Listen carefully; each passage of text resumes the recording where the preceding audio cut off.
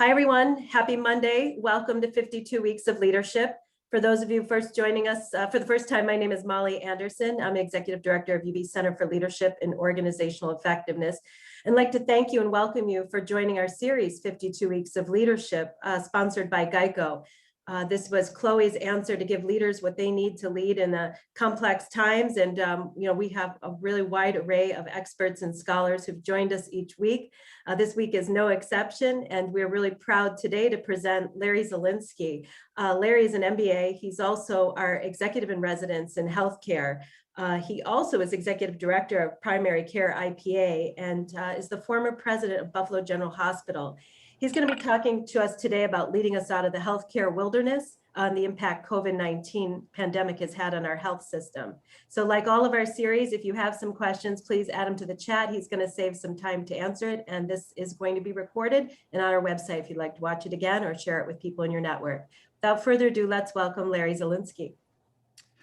Thank you, Molly, and it's my pleasure to be here today. I've got a lot of material here that I mentioned to Molly. It's one of my foibles as a instructor, I guess, so please bear with me, but I'll be happy to try to fly through this and answer any questions at the end, and obviously share this information with anybody who's interested. So let's get started. This is what I'd like to kind of go through quickly, maybe review some of the material that you've seen if you're following U.S. healthcare at all, which I know you all are, the crisis that we're in and the underperformance of our healthcare system. And that's going to lead me into discussing the value-based care movement, which a lot of people, me included, think is a way out. One of the unintended consequences of the value-based care movement is increasing consolidation in the healthcare industry, and why that may not be something that is all positive. I'm going to talk then about really the challenge in our healthcare system, which is the epidemic of chronic disease, and why primary care is kind of uniquely situated to solving the whole mess. So that's what I'd like to go through today. So let's start with the crisis. And, this is something I'm sure you've seen before, but, total healthcare spending is now about 1/5 of our total gross domestic product. Think about that. One out of every $5 generated by the US economy is spent on healthcare.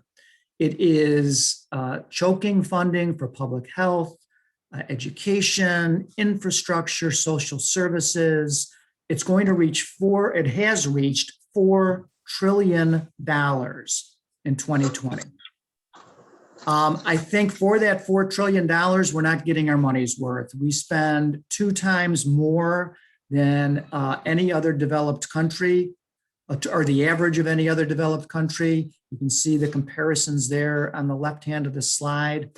The Institute of Medicine has done a comparison or an analysis. They've actually done it twice, and it is estimated that 30% of that $4 trillion is wasted.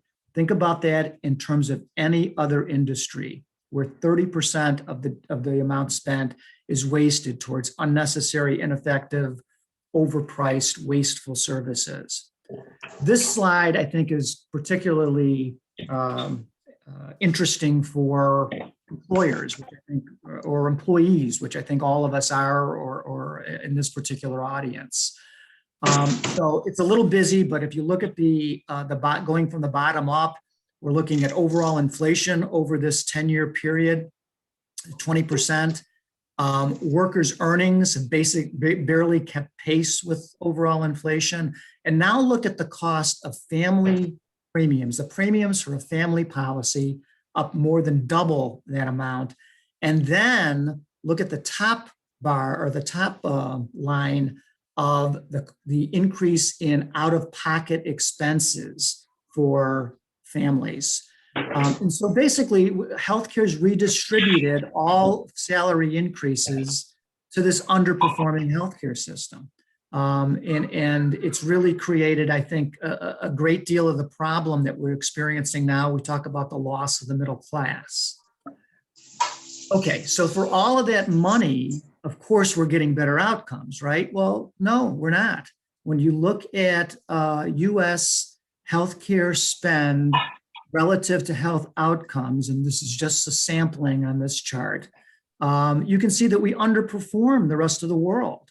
You look at our average life expectancy, look at infant mortality, and then this is the average, of course. And so when you look at this compared to, and you break it down into different aspects of our society, you'll see that, you know, the populations that are in crisis the most are obviously impoverished populations, rural populations, populations of color. And so, you know, it is really I think an indictment of our system. And by the way, Robert Woods Johnson does a county by county ranking of counties across the country on a state level. And our two counties here, Erie and Niagara County, rank right at the bottom of New York State in health outcomes. So we have, I think, just a health system that is failing miserably. And when I do that, this is not an indictment of doctors, nurses, pharmacists. It's an indictment of the system we've created. We spend $4 trillion. This is how we spend it. We spend over a third of it on sick care, acute care. We spend less than 5% on prevention. And in terms of the pandemic, we spend less than 2% on public health. And we saw how the public health system really just was totally overwhelmed in the pandemic. So, you know, in your business or your life, how do you solve a problem? Well, you find the source of the problem and you prevent the problem from occurring. I mean, it's kind of management 101, right? Not in healthcare. In healthcare, we ignore the source of the problem. We underfund prevention, as depicted on that last chart, and public health. We wait until sickness occurs, and then we pay heavily for it. We encourage high utilization with the way we reimburse. We treat the sickness again and again and again, and then we're surprised when healthcare costs continue to rise. So a lot of the problem in the healthcare system in our country is caused by the way we pay for it. We pay by the bolt. We pay based on volume of care. We pay for every test, every surgery, every hospitalization, every emergency room visit. And so when you pay for something, you're going to encourage and incent higher utilization. That's how healthcare companies make money. They do it based on volume of care. And so we really need to shift these incentives towards a value-based system. So when I talk about value-based care, that's what I'm talking about. How do we shift from this volume-based per transaction reimbursement that creates incentives for additional capacity and unnecessary care towards a system that's linked to performance, where we're paying for outcomes and we're shifting the focus from paying for sickness to paying for health. Sounds simple, obviously very complicated. This is a chart that I use in my classes all the time. I'm not going to go into it, other than to say where we're headed, we believe, is towards population health models. In other words, models where a network of providers, doctors, hospitals, specialists, ambulatory centers, an integrated network is responsible for the overall health of a population.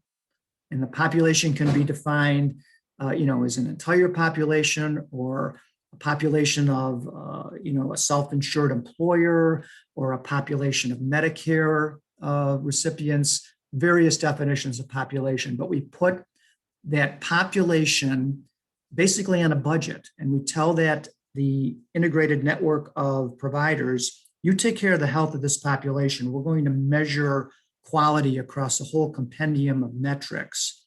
And if you're successful in meeting the metrics and keeping cost under that anticipated budget, you're going to be able to share in the savings. And in the case of the capitated arrangements at the top of the slide, you're going to be able to keep all of the savings. So it's a much different model. These population models are very different than the traditional fee-for-service transaction-based model. Now, what this has caused is maybe an expected development, which is if you're saying that a network of providers is going to be responsible for the health of a population, what is caused is greater and greater consolidation. In other words, large health systems that have integrated both horizontally and vertically into larger and larger and larger organizations. And that's what you've seen as this slide depicts over the course of the 21st century, especially over the last 10 years. And this is going to accelerate as a result of the pandemic, where weaker organizations have kind of fallen by the wayside. The same thing has happened. I call this the Battle of the Elephants, by the way. The Battle of the Elephants, Part 1, consolidating health systems. Battle of the Elephants, Part 2, consolidating health insurers. And you're seeing the same thing happening on the health insurance side. Larger and larger organizations. This slide depicts the national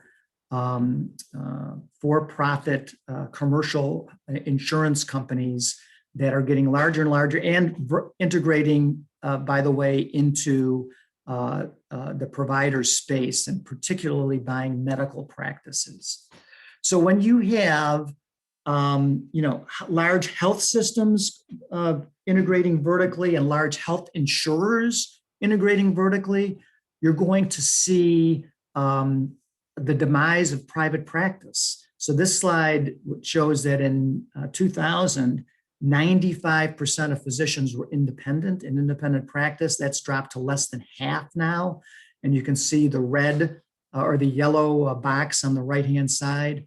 These are primary care specialties, internal medicine, pediatrics, and family medicine. And you can see the decline is even greater in primary care. Now, is this consolidation good? Most of the time consolidation, economies of scale, larger, more efficient entities. Well, not the case in healthcare is what the research has found. Robert Woods Johnson has done 2 studies, one early in the 21st century, updated in 2012. And what they found was this consolidation results in higher prices. That as the Battle of the Elephants goes on in each regional market, these companies that are getting larger and larger and larger use their size for better leverage. They have not improved quality, and they have definitely not reduced cost. So that was, okay, this is 2012. Let's look at something more recent. Well, here's another study done by Lawton Burns at Wharton. Same conclusion. Combining hospitals with physicians' practices has raised hospital prices. It has raised per capita cost of care. So this is why I believe, after working in this industry for 30 years, it's primary care doctors that have to take charge. Some of you may recall Joseph Schumpeter, the Austrian economist of the 20th century, who talked about disruptive innovation. It's not the owner of the stagecoach who builds railways. The stagecoach owner is not going to disrupt his own business. And that kind of theme has been carried on in our time with this really great thinker, Clay Christensen, who unfortunately passed away too early this year, the Harvard business professor, a management professor, and the kind of leader of the theory of disruptive innovation. And what he defines as disruptive innovation is a product or service that is unattractive to established leaders in an industry. Why? Because those established leaders are not going to, actively disrupt their own industry.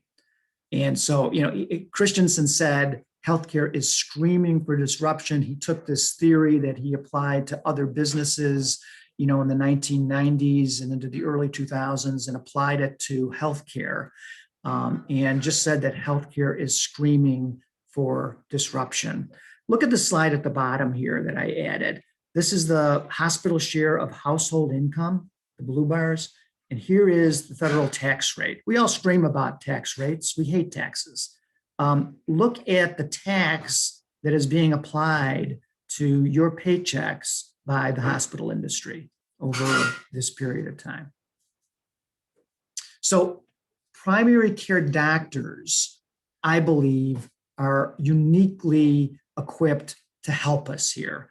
They are the front porch of our healthcare system. This is where people enter the healthcare system, and they are the only part of the healthcare system that doesn't benefit from this sickness system that we've created. They are perfectly aligned with these value-based models. Now, what we are facing in the 21st century and going forward is an epidemic of chronic disease. The cost of our healthcare system is the cost of chronic disease. So what's chronic disease? I'm sure most of you know it's a long-lasting, lifelong condition. It can be controlled but not cured. It's heart disease, it's lung disease, it's Alzheimer's, it's diabetes, it's chronic kidney disease. It accounts for 70% of our deaths in the country and in the world, by the way. We have an epidemic. What's an epidemic? Well, how about 331 million people in the country and 47% have a chronic disease diagnosis? And we know that chronic disease, although there is a genetic component to it, it is largely a behavior-based disease. All of these, or most of these diseases are the result of decades-long, really, unhealthy behavior. And the World Health Organization has estimated that we could really make a substantial impact on chronic disease if people would do these three things: stop smoking, start eating healthy, and get in shape. And oh, by the way, chronically ill patients only receive a little over half of their clinically recommended preventative health services. So how do you get people to change? Well, they're not changing under our current system. They're ignoring these guidelines. 18% of Americans still smoke. 21% are physically active. 28% of children are physically active, meaning 80% of adults, 70% of kids are not physically active. Less than 1% meet healthy diet guidelines. So our sick care models, our hospital-based models, can't manage chronic disease. It cannot be managed in hospital stays. That's the end of the process. We have to get into a preventative model. Okay, managing chronic disease calls for education, managing symptoms, changing lifestyles, and these changes have to take place over long periods of time, not the time that you're in a hospital. So we have this new model that's being developed that is, I'm borrowing Christensen's language here, his facilitated network language, a primary care facilitated network focused on chronic disease. It fills the chasm between the initial diagnosis of chronic disease and then the ability of the patient and the physician and the care team to basically help the patient change their behavior. And if you're in later stages of chronic disease, stop the progression towards an acute episode. And if you're in the early stages, prevent, that damage from actually occurring. It's extending the physician. Can't be done in a 20-minute, visit with your doctor, but it can be done with multidisciplinary teams, both clinical and non-clinical caregivers, patient self-monitoring, disease support groups, information exchange groups. This is the new model of primary care for the 21st century that we're trying to build. Now, unfortunately, none of it, as you can imagine, if you're talking about fee-for-service medicine, the pay for each transaction, none of this is currently supported. Doctors are paid when they see patients. So that's why we need those population-based models, and also why I think primary care doctors are in this unique position.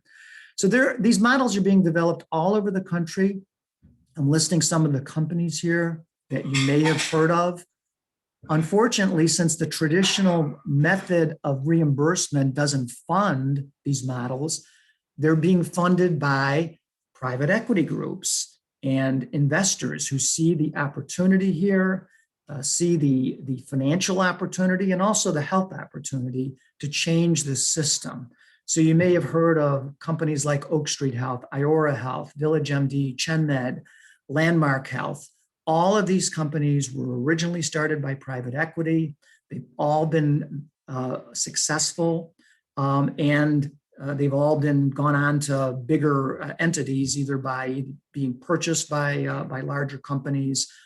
We just had a merger or an acquisition of Iora Health by One Medical by Medical One that you may have read about. So these models are working. They're just working outside of the traditional healthcare system. And I would ask you that you remember the stagecoach here. And this is what we're really trying to duplicate in the organization that I'm involved in, the Primary Care IPA. So these are, this calls for physician leadership. These are the qualities that we're trying to develop in physician leaders. A lot of these qualities are, applicable to leaders in general. There's a couple here that I think are specific to doctors. And here is what you can do as a business leader. First of all, demand more from your traditional health benefits plan. And this is especially true if you're self-insured. Stop tinkering around the edges of your plan and playing this fee-for-service game by passing costs on to your employees. It's a losing game, in my opinion. Get on the bandwagon here and promote value-based plans that encourage prevention, create prevention-based networks of primary care doctors. There's a couple of companies that are leading the way in developing these plans, Centifo and Health Rosetta. If you're interested in talking about this, I am very interested in talking to self-insured employers about a different model here. Demand more from your regional health systems. Are you on a board of a regional health system, or is one of your executives on the board of a regional healthcare system? Are they investing in prevention, or are they still building stagecoaches? Demand more from your regional health insurers. How much are they spending on primary care, on prevention? And how much are they spending on the sick care system? Are they creatively trying to reduce the spend? Or, you could do what old Howard Beale did back in the 70s. I'm dating myself here, this famous movie from the 70s, Network. I'm mad as hell and I'm not going to take this anymore. Unfortunately, though, we are in a crisis in primary care because of the way the reimbursement system underfunds primary care. That's translated into lower primary care salaries. And guess what? We've got a shortfall of primary care doctors that is going to get worse unless we do something. Primary care docs, make a good living, but they are at the bottom of the annual physician compensation rate. And so if you're a medical student looking at a career in medicine, and you can make $500,000 as an orthopedic surgeon, why would you work as a pediatrician? Uwe Reinhardt is an economics professor who also we just lost a couple of years ago, and a healthcare thinker. And he said, you get what you pay for. The national doctor shortage is acute in primary care. It's been acute for decades. And, when we continue to underpay, why are we surprised? That rudimentary tenet of basic economics, you get what you pay for. And so that is really a quick summary of this issue. And I will be glad to take questions. Molly, I don't know how or Jim, I don't know who's managing this, but I'm happy to take questions. Go ahead. I'm here with you, and thank you so much. It's certainly a challenging and rewarding time in healthcare, and you've had some comments in the chat. One is brilliant analysis and presentation, and the question, how do we get into disrupting this paradigm from the community side and government side? Could you, continue to talk about what we can do as leaders? Yeah, I think, there's an old saying that healthcare is local, and it is local. And so, we are blessed here with regional healthcare systems and regional health insurers that are nonprofit and they're run by nonprofit boards. And on those boards are leaders from the community, probably some of the companies that are represented, in the audience here. We need to hold them to account, in my opinion. We need to these companies are not in the business to, generate profits from sick care. They're in the business of doing a better job of managing the health of the Western New York community. And I know these people. I worked with them for years. They're terrific. But our system is not performing. Our system is not performing. So I think there's a good place to start. From an individual employer standpoint, I would go back to that one slide at the end of my presentation that said, start thinking about your own health plan at your own company in a different way. And there's ways that we can make changes. Thanks, Larry. We have another comment from Sujatha. She said, I'm learning more here than years of listening to political discourse and noise. Was the ACA supposed to change the healthcare model? If so, why didn't it succeed? Okay, I think the ACA, Sujatha, gets a bad rap. All right, the ACA did three things. That's a whole nother lecture. I can come back. We'll make a note of that. Okay, all right. So what we hear about in the ACA is the increase in insurance, okay, the increase in coverage, and that's really where the whole discussion has happened. These value-based models that I'm talking about, they were started by the ACA. The ACA created an entity in CMS called the Center for Healthcare Innovation, and they started the value-based care movement. So what we're changing here is a $4 trillion industry that has a business model that generates revenue one way. And we're trying to get that to change to this other system. We've got tons of money, tons of vested interest. And so I would argue that the ACA hasn't succeeded yet in this particular area, but it did get things started. And we're into, I would say, our first decade of this value-based care movement. It's going to take more time.